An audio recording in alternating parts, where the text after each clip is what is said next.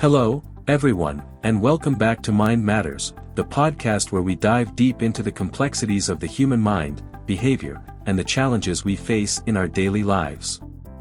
I'm Watson, and today, we're tackling a topic that's not only close to my heart but also one that affects millions of families worldwide: teen smoking, addiction, and how we can prevent and treat it. If you're a parent, guardian, educator, or even a young person listening to this episode is for you. We'll explore the psychological, behavioral, and social factors behind teen smoking, the science of addiction, and most importantly, actionable strategies to help prevent and address this issue. So, grab a notebook, sit back, and let's get started.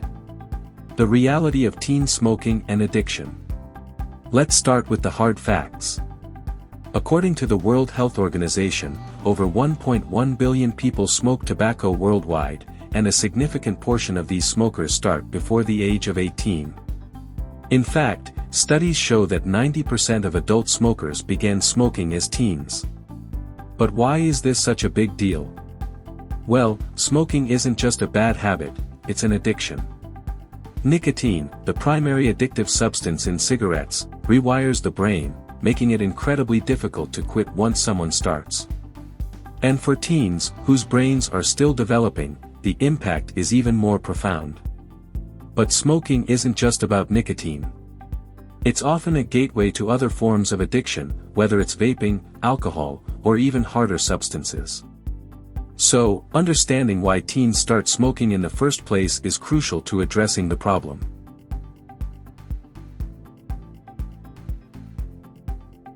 The psychology behind teen smoking. From a psychological perspective, teen smoking is rarely just about the act of smoking itself.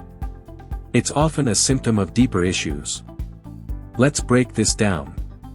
1. Peer pressure and social influence. Adolescence is a time of intense social development. Teens are highly influenced by their peers and often feel the need to fit in. If smoking is seen as cool or rebellious in their social circle, they're more likely to try it. This is where social identity theory comes into play. Teens adopt behaviors that align with the group they want to belong to. 2. Stress and coping mechanisms. Life as a teen can be incredibly stressful. Academic pressure, family conflicts, and social anxiety can all contribute to feelings of overwhelm.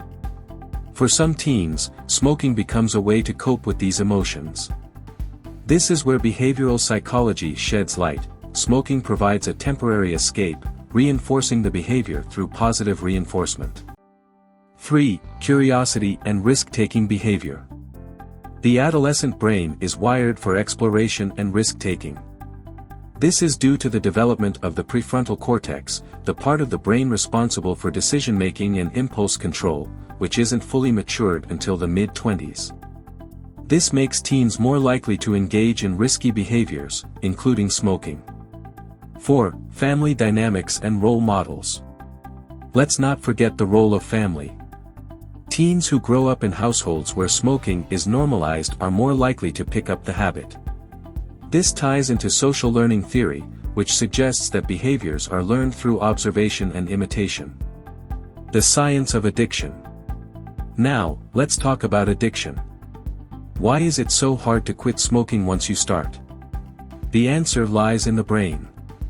Nicotine stimulates the release of dopamine, the feel-good neurotransmitter. Over time, the brain starts to rely on nicotine to maintain dopamine levels, leading to dependence.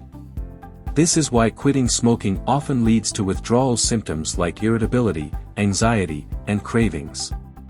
But addiction isn't just physical, it's also psychological.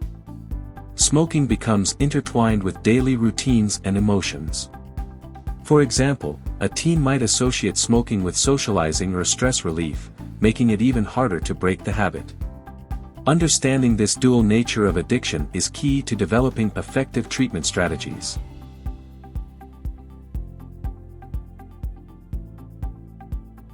Prevention strategies. Prevention is always better than cure. So, how can we prevent teens from starting to smoke in the first place? Here are some evidence-based strategies. 1. Open communication. Create a safe space for your teen to talk about their feelings and experiences. Avoid judgment and listen actively. This builds trust and makes them more likely to come to you if they're facing peer pressure or stress. 2. Education. Teach teens about the dangers of smoking in a way that resonates with them. Use real-life stories, statistics, and visuals to drive the message home. 3. Positive role modeling. If you're a parent or guardian, your behavior matters. Quitting smoking yourself or avoiding it altogether sets a powerful example. 4. Building resilience. Help teens develop healthy coping mechanisms for stress, such as exercise, mindfulness, or creative outlets. This reduces their reliance on smoking as a way to cope. 5. Community involvement. Schools and communities can play a big role in prevention. Anti-smoking campaigns, peer support groups, and extracurricular activities can all help steer teens away from smoking. Treatment and recovery. If your teen is already smoking, don't lose hope. Recovery is possible, but it requires patience, support, and the right approach. 1. Professional help. Consider seeking help from a counselor or therapist who specializes in addiction. Cognitive behavioral therapy, CBT, has been shown to be particularly effective in treating nicotine addiction. 2. Nicotine replacement therapy, NRT.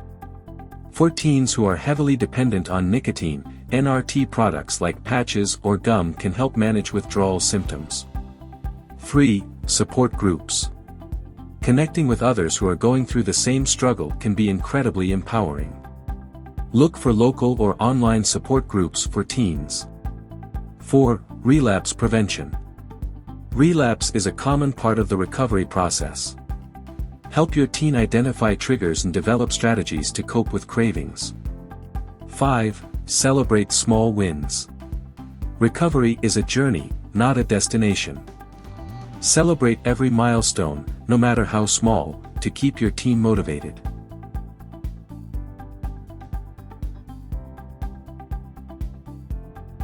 Real-life stories and expert insights. To bring this topic to life, I want to share a story from a listener named Sarah. Sarah's 16-year-old son started smoking after joining a new friend group. At first, she was angry and frustrated, but instead of punishing him, she decided to have an open conversation. Together, they sought help from a counselor, and today, her son is smoke-free. Stories like Sarah's remind us that with the right approach, change is possible. I also had the opportunity to speak with a clinical psychologist specializing in adolescent behavior. Here's what she had to say. Teen smoking is often a cry for help. It's important to address the underlying issues rather than just focusing on the behavior itself. Building a strong, supportive relationship with your teen is the first step toward recovery. Thank you for joining me on this journey today. If you found this episode helpful, please share it with someone who might benefit from it. Don't forget to like, comment, and subscribe to Mind Matters for more content on mental health, psychology, and personal growth. If you have a story or question you'd like to share, drop it in the comments or send me a message. I'd love to hear from you. Remember, change starts with understanding. Together, we can help your teens lead healthier, happier lives. Until next time, take care of your mind. It matters.